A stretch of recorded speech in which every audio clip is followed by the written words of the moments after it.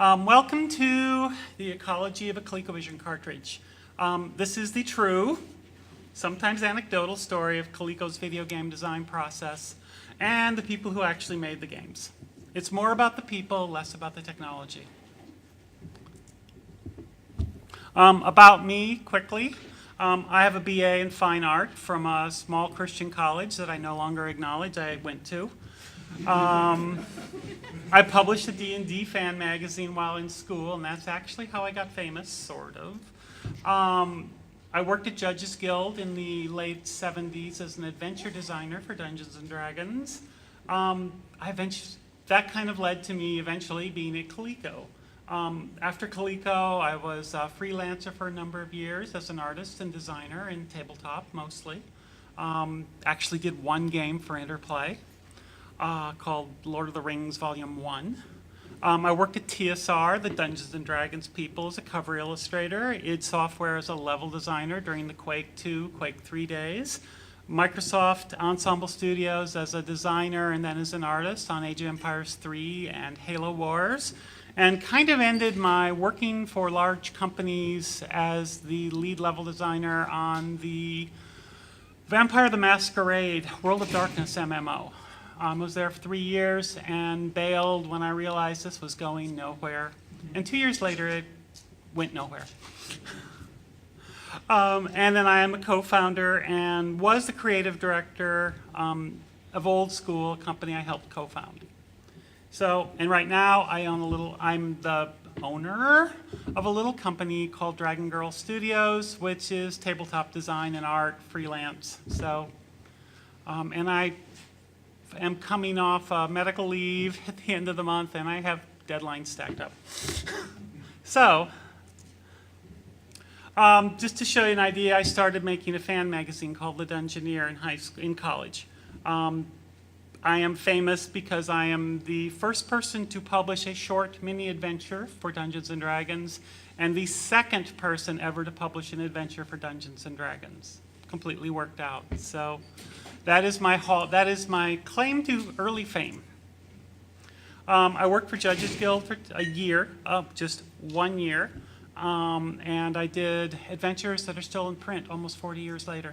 I mean, just been reprinted, and there will be a book coming out, not next year, but I think the year afterwards, giant tabletop book that basically covers my 1 year at that company. And this is another publisher. This is not a vanity press. I freelanced, like hungry freelancer, just a few samples of the kinds of work. I almost thought I wanted to be an editorial cartoonist once. Problem was, at the time, I was in my early 20s, and I just wasn't angry about anything.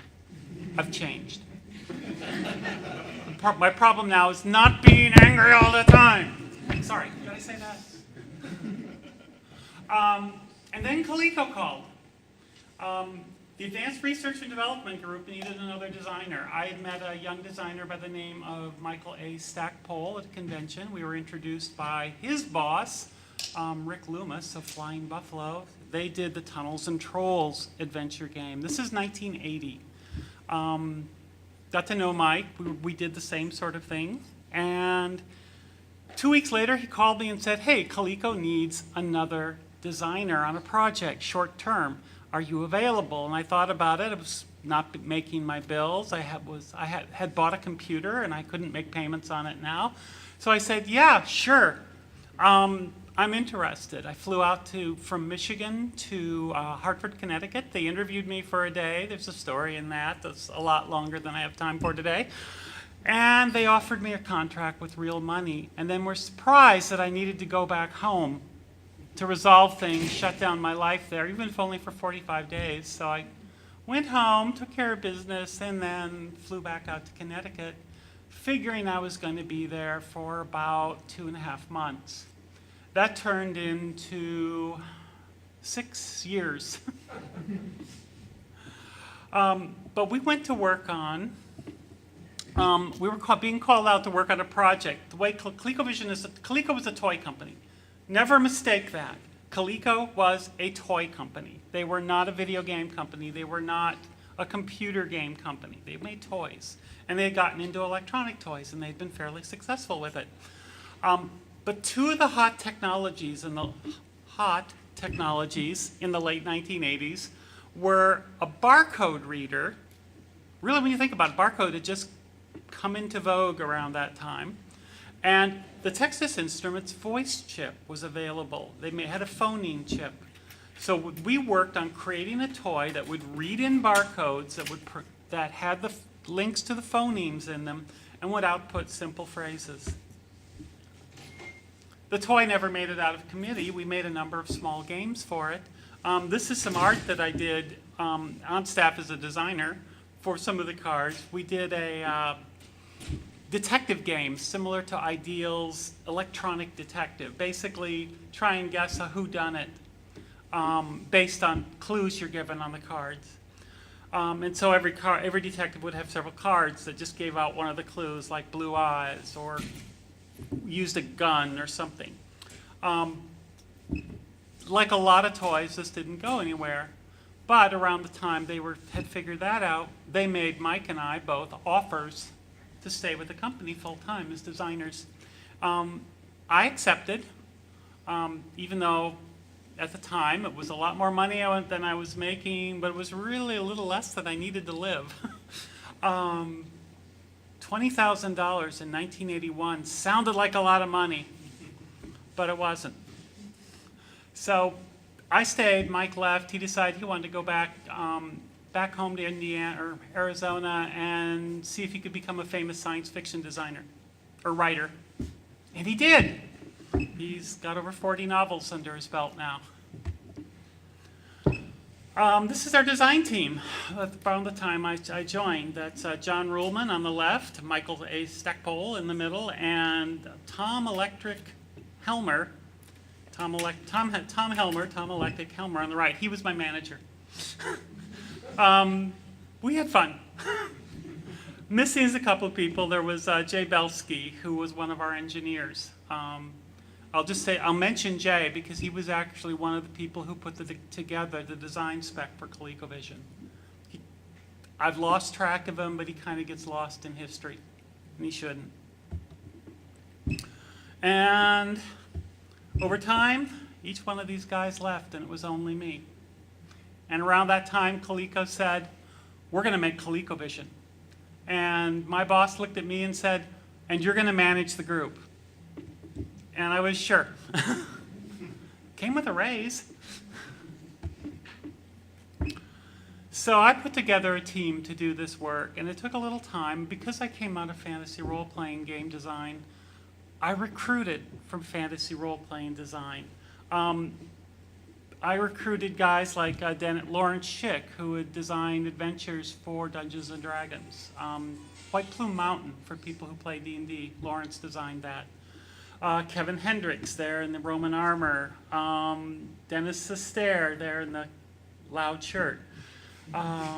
He was the designer of the Druid class for Dungeons & Dragons. So this was the source I drew. And why did I bring these kind of people in?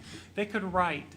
Because most of what Coleco designers did at that time, we wrote design specs. We didn't do original game design, we wrote design specs.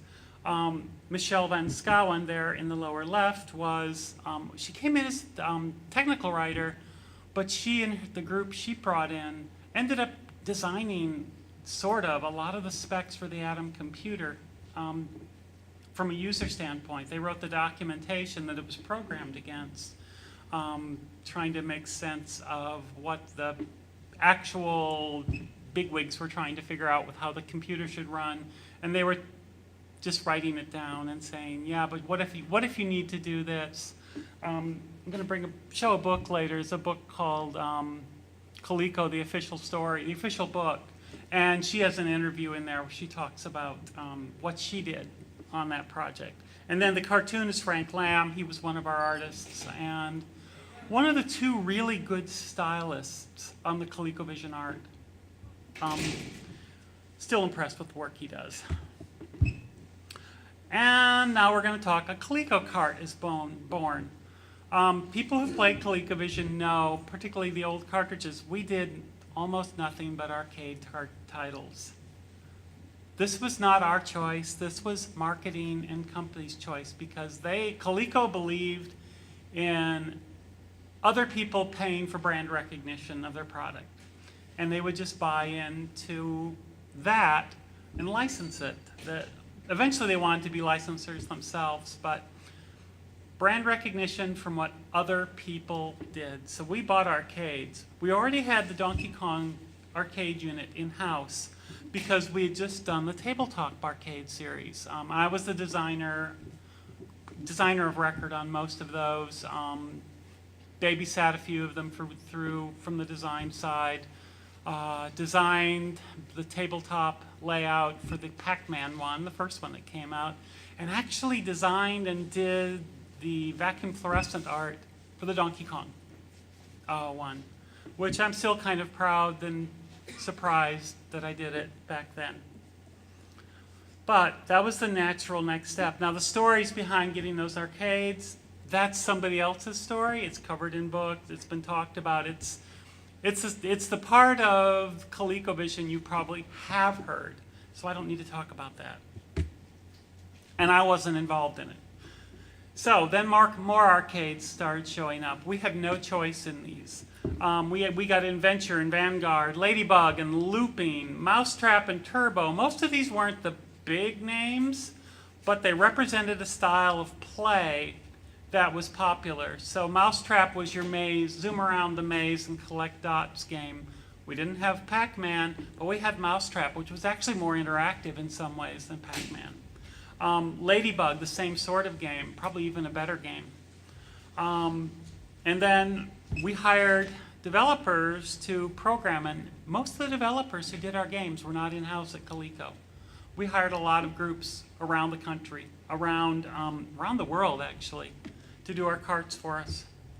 Now I mentioned Vanguard, and those of you who have played the ColecoVision know that we didn't do a Vanguard cart, but it was the first scrolling space shooter that we had in our arcade that we were going to do. Now I don't remember the details of why we didn't do it, but my team had already ramped up. We were doing stats, we were doing recordings, documentation of it, and then the deal fell through and Cosmic Avenger came in. They filled a slot. They weren't necessarily interested in the title specific, but they wanted a side-scrolling shooter. And Cosmic Avenger stepped in to become that product. So, random factoids, and I'm going to do a few of these. Zachary Smith, who programmed both the ColecoVision operating system and the Donkey Kong cartridge for ColecoVision, impressed at least two of his coworkers enough for them to name their firstborn sons after him. My son Zach works in video games.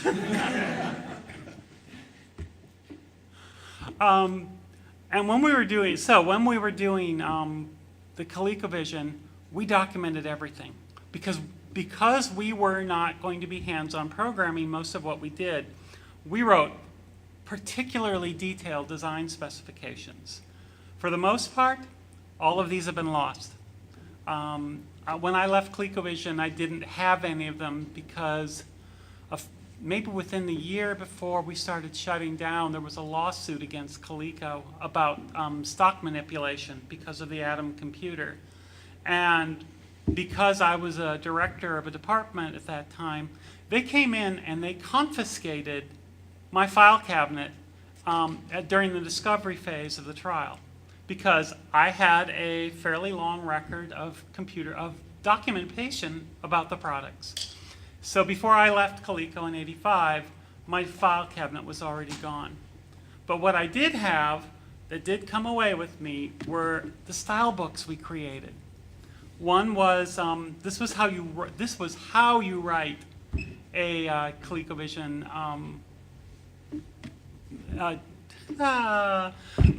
document, one of the design documents, and then there was another document that I helped work on that was about how to do the graphics for the TI graphics chip at the time. And it was basically an instruction manual of how to make art for the ColecoVision. And eventually those two documents are going to end up in the Video Game History Museum down in Texas. So here we come up with another random factoid, and I found the question: what causes the time delay when I put my Colecovision cartridge in? On my old VCS, the games appear right away, but with Colecovision, I have to wait about 10 seconds before the menu appears. How come? Well, there's a reason for that. It's because I stole 13 seconds of your life each time you played a ColecoVision game. I made it when we were coming up with the operating system, somebody said, Jennell, how long should that screen show up? And I thought, well, this is brand recognition for us. We should make people aware of what they're playing. 5 seconds probably would have been appropriate. I chose 13. Nobody gainsayed me, and it went into the operating system. Thanks. By the way, I'm going to live longer for every 13 seconds I stole. You can make it to 0 with the power of emulation. Well, yeah, the emulation. Emulation is wrong. I just want to say that. And the reason is not because you're playing copied games, but because it doesn't look right on the screen. It doesn't have the rasters. It doesn't the glowy dots. It's wrong. But if you replace your BIOS in your ColecoVision with bypassing it 13 seconds, that's right? I have no idea. We're talking technical. So everything got documented in the games. Everything. I mean, everything, every screen, every controller, every movement, we documented it. There was no ambiguity left up to the programmer. In fact, after I left Coleco and wrote similar documents for epics, for computer game design, they said, why are you writing these big, long documents? Because that's what we did. So we always started with our design. This is an actual cover sheet of a design document for ColecoVision. This came out of the style guide. That's just why I have it, and it's for war games. And I actually designed war games. I didn't write the documentation because I was the boss, and I had another designer who did that for me. But the design is mine. The implementation is his. And he also came out of he's one of the later designers, but he also came out of the role-playing game industry. So if you ever played a game called Ace of Aces, tabletop game, Joe Angiolillo was one of the people who designed that, and the other co-designer on war games. So every project began with a detailed book. It was the Bible for the game programmer. I mean, literally the Bible. You programmed to our specs. The game designer who wrote it became the priest. He would interpret it for others, so he would go between the programmers and the artists and the producers, and keep the thing going, work with the QA people. Every designer had about 3 projects going at once that were in various stages, not all at the same stage. But we were very detailed. In the bottom is the list of people who worked at the company at the time this document came out, some of them had to sign off on it. Random factoid. The first 4 Coleco game designers, Jaquays, Schicks, Astaire, and Hendricks, had all worked on the Dungeons & Dragons tabletop game in various forms. Dave Arneson, the co-author of Dungeons & Dragons, was one of our first contracted designers to fill in when we needed to fill in till we could get more staff. So, and he was over playing Dungeons & Dragons at my home one day and broke one of my chairs.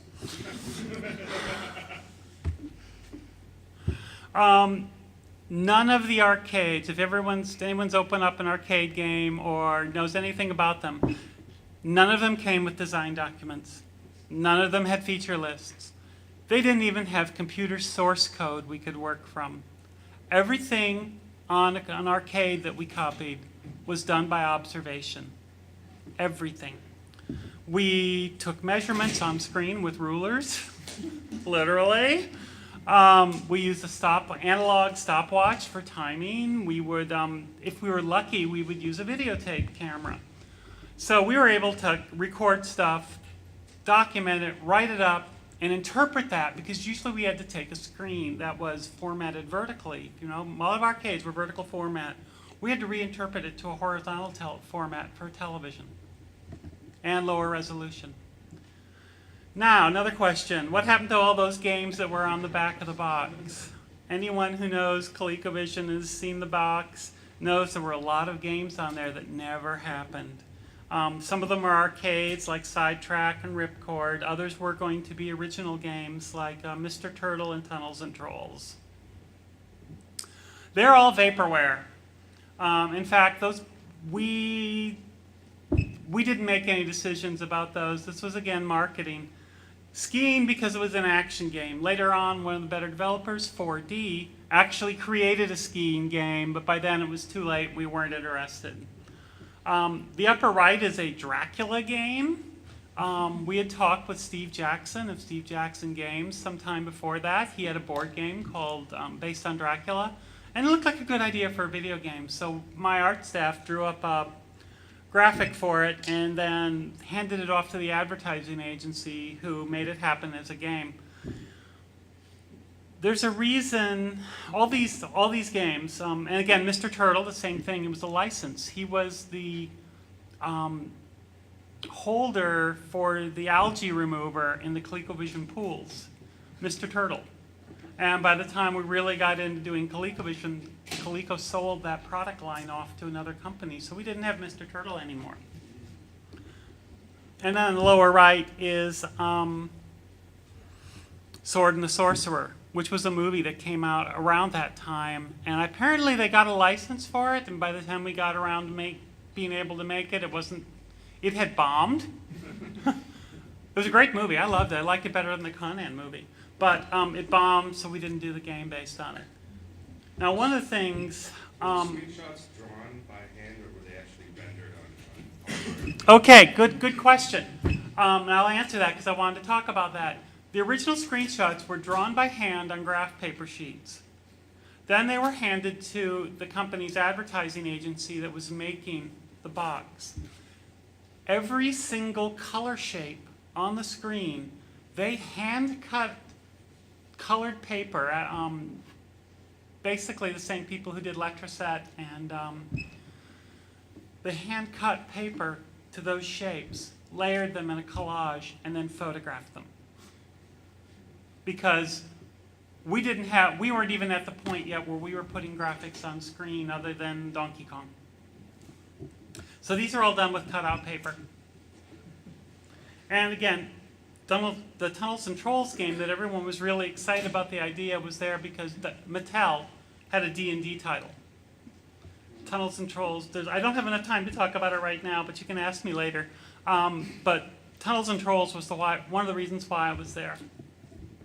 So this is a picture of the graphics page that we used to do all the screen shapes. We had these printed up in bulk. It's got all the pixels. It's got sign-off sheets, which are really important because I had to sign off on every single piece of artwork, and my boss had to sign off on every single piece of artwork until he realized how much he was having to sign off on, and that was a lot for an executive vice president to be doing. And then the list of the colors we use. We drew, this is kind of a close-up of some of the things. This is from the Smurf. This was a layout that was done for Smurfs that I ended up owning afterwards. You can see the markers. We used watercolor markers called Marvy markers. We had 16 colors and we bought them in bulk. Just those 16 colors. But they represented the 16 colors of Colecovision. 15, and then white was left white, paper. And then a sample of a screen. I believe this is one off the box. We might have been in production on Smurfs at that point, but this is still early at that time.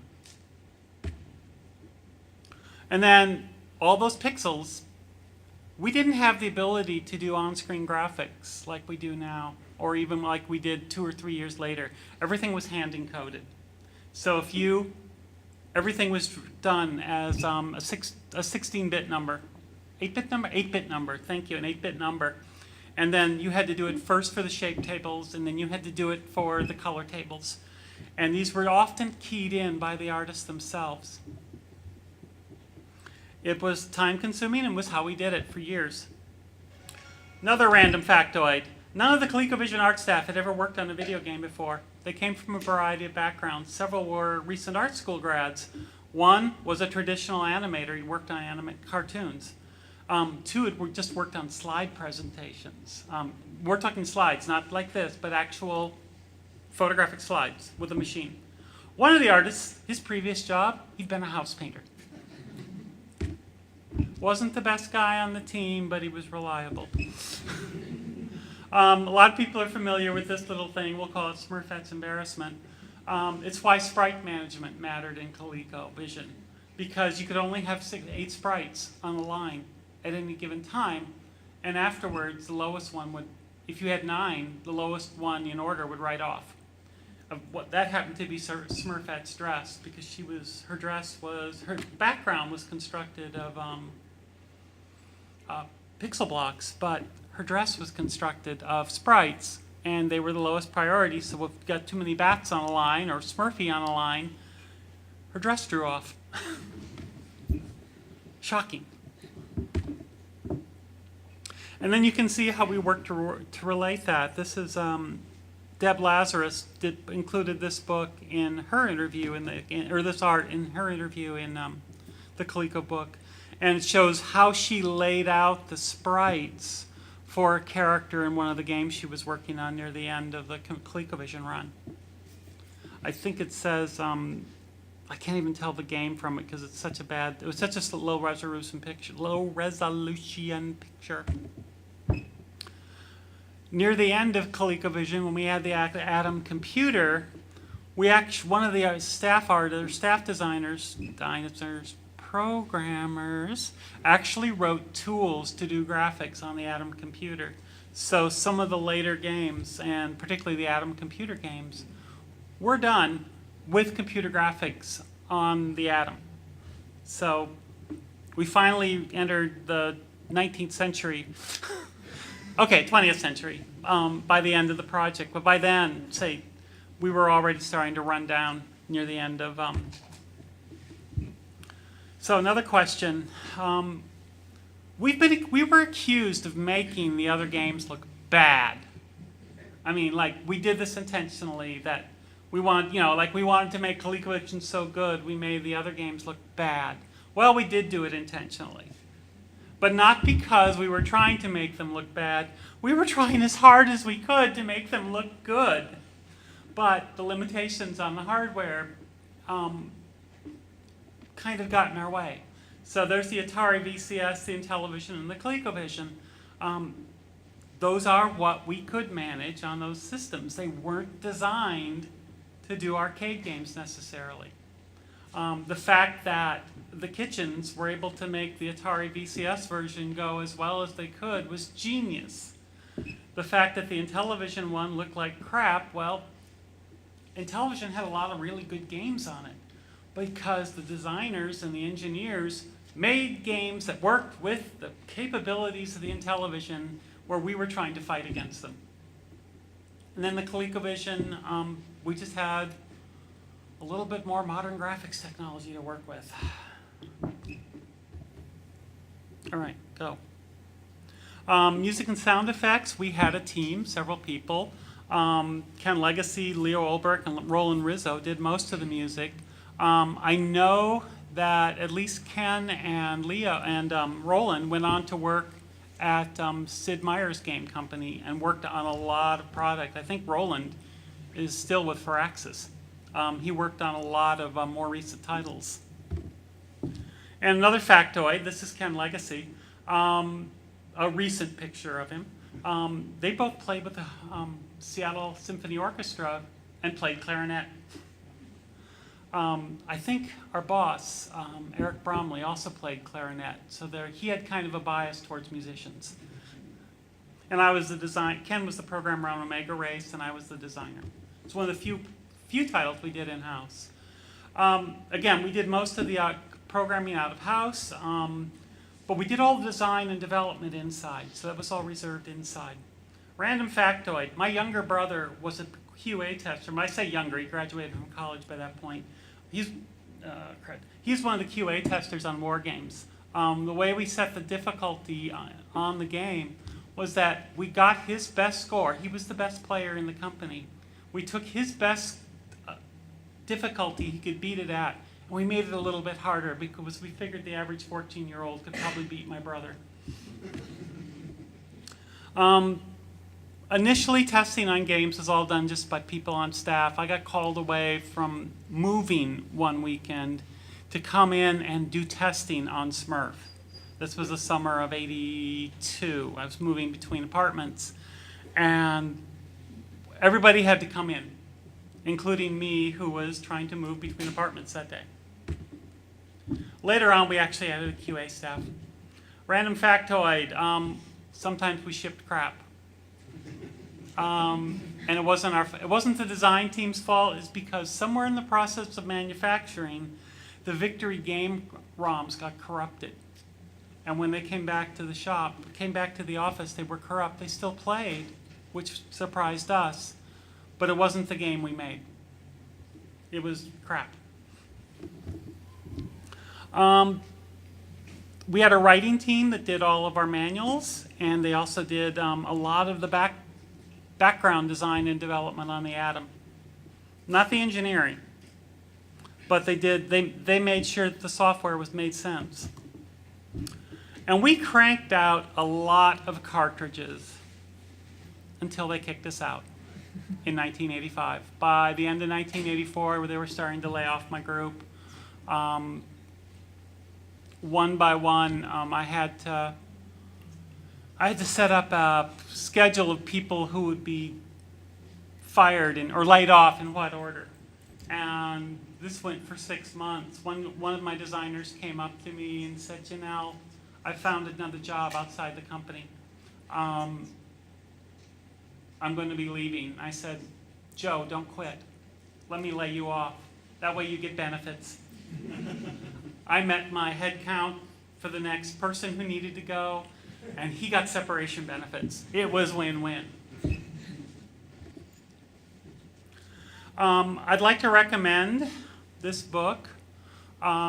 It does have a fairly detailed history of what happened to Coleco. The authors were kind of fans of Coleco, not just the Colecovision and the Atom, but Coleco itself, because Coleco had offices in both the United States and the Montreal area of Canada.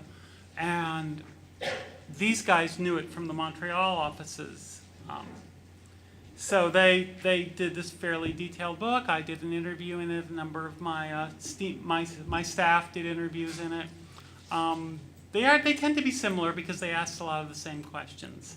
But the original, if the language is a little weird, it's because I think the original was written in Quebecois French. So, and now you can get that book on Amazon. And I want you to remember, as I finish this thing, I stole 13 seconds of your life for every game. So, questions. We've got about 10 minutes. So if you don't have questions, we're all done. Start up here in front. I know you said it was kind of a long story, but I'm interested if you could say a little bit about your interview at Coleco. I flew in, the company flew me in from Jackson, Michigan, which at that time still had an airport. This is 1980. So they flew me from Jackson to Detroit, and then Detroit to, I think I flew to Hartford's airport. Took a cab up into the city in the morning. This was still like mid-morning to late afternoon, and sat outside waiting to have an interview with Eric Bromley. And the end of the day came, the end of the workday came, and I still hadn't interviewed with him. He just didn't make time for me. So literally after working hours, he squeezed me in and did an interview with me, and I guess liked me enough that he offered me a job to stay on. And then was surprised that I needed to fly back to Michigan to resolve things. I mean, I flew up for an interview, not just go to work yet. But it was kind of a telling story of, you know, how Eric would be like to work with for the next 3 or 4 years. In the red. What ColecoVision game do you personally enjoy playing the most? Honestly, I think the one I ended up playing the most was Carnival. I also like Ladybug, but this is something that would be true even today. I suck at playing video games. I just don't have that rapid eye-hand coordination. I can do analysis, I can see what you need to do the artwork, and solve problems of how to do design, but I suck as a player. And so I actually did not do a lot of our own testing. Okay, front. The Colecovision has that expansion port in the front. Did you guys plan on making an Atari Adapter? Or Well, we did make an Atari Adapter. Well, I know, but from the get-go, was that intentional? Or I don't just remember if it was from the process? get-go. I think we did make it so we could expand the capabilities of the product over time. I'm going to guess that by that time, Dusty Dustemeyer had already come to us with his reverse engineered chip, and they may have been thinking of that already at that time. So it was set up to accommodate that so that the chip could simulate the Atari, but then use, if I remember correctly, use the ColecoVision's video output to translate it onto the screen. So we were thinking of that. We were also thinking of expanded memory, expand the tape decks that eventually, stringy floppies we used to call them, that we would eventually, for this, they called it the Coleco Super Game or something, Super Game expansion, which I think died in the process of making the Atom computer because the Atom, everything shifted over to the Atom. Speaking of that, Super Game module, you were talking about that. Are you aware of the module's been released or somebody's manufacturing one right now? I saw that somebody basically made something that simulated the idea we had, yeah. Right. So there's games being developed for the system. What's your thoughts on people still developing this system this many years on? I am glad people have time and a hobby. Because it's a good system, but it had its limitations. You're actually, like, my wife still is deeply involved in the Apple II community and really gets excited talking about Apple II development. So I can thoroughly understand people being excited about doing ColecoVision development. I mean, I play my Dungeons and Dragons rules. I play with our slightly updated, better organized version of 1974 Dungeons and Dragons. So. With regard to the super action controllers, was it hardware driving software or software driving hardware with that? It was Eric Bromley driving everything. Okay. I actually hated that controller, and I was the designer on it. Well, I should say I was I was kind of the project manager on it. It was Eric's idea. He really liked the idea of a controller that you played like a musical instrument. He was a clarinetist. If you naturally played musical instruments like this, that was a natural movement. For me, it was like, which finger am I pressing with? And then the add-on to the back made the thing bigger. And I already have a big hand. And this made it too big for me. I couldn't understand why they were doing that. And then the controller. I mean, obviously this was really nice doing this, but if you actually start playing it, you start feeling the torque force you're putting on that metal lever, and it's a lot of force. And I think it was a button killer. I mean, we used a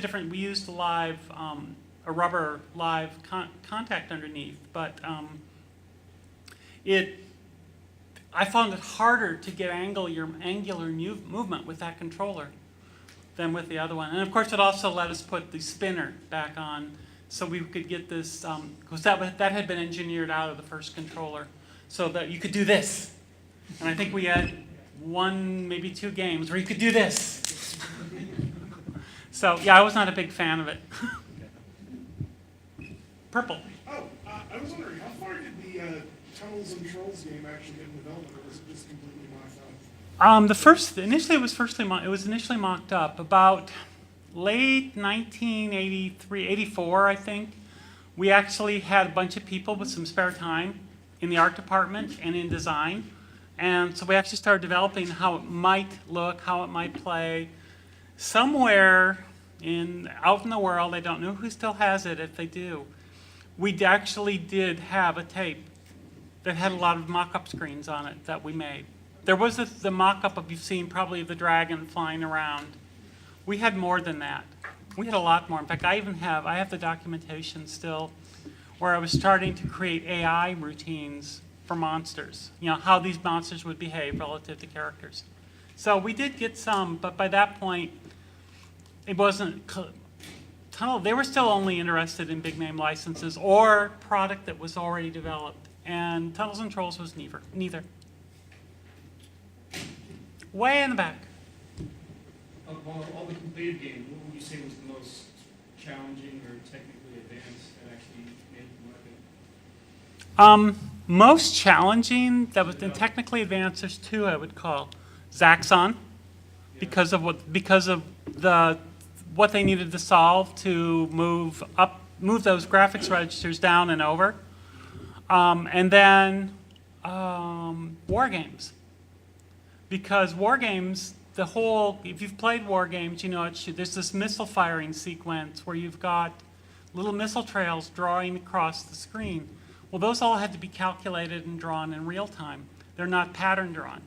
So they were creating the tiles for that in real time on that one. So that was one of the solutions they had. Maybe it's more of a statement, but I think at the very beginning you said that Vanguard was scheduled to be made on. We had the arcade Okay. in our space, which meant, we were probably looking at it. I'm gonna guess that Atari, because that was released with the 2600 and the 5200, and I imagine that Atari, still. Probably.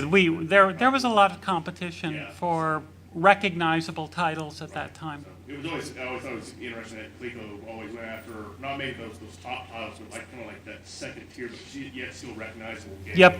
that were, so popular and fun to play. Yeah. And I mean, that was they had it. a lot of popularity, and so Yeah. the conversions of those were always just spot on. Games like Pepper 2. And Oh, yeah, I mean, those were a lot of our conversions. best titles were done by our best developers. Yeah. And Pepper 2 was done by the same people who did Zaxxon. White shirt, way in the back.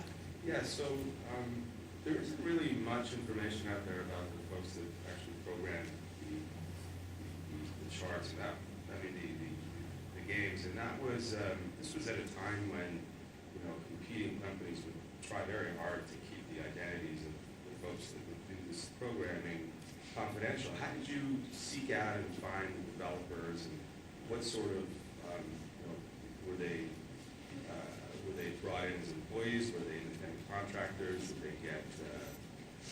they get royalties? Can you shed some light on that? Well, let's see. A lot of the groups were groups that were probably known because they had done work on toys. Coleco had a network of toy inventors that often did programming. So that was the first layer.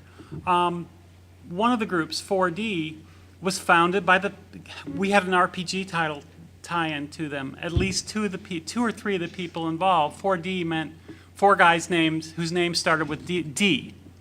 3 Daves and a Dan. One of them happened to be one of the early guys who helped found TSR, Dave McGarry. Dave Arneson was another one. So we had they came in that way, and they actually ended up being one of our best programming groups.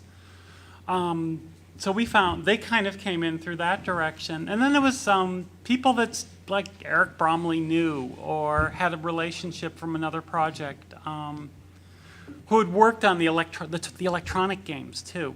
So that's kind of where we got a lot of the engineers in. And today I can barely remember the names of some of the people we worked with. So I think we're done here. I'm going to be at a signing table out here at 11:30.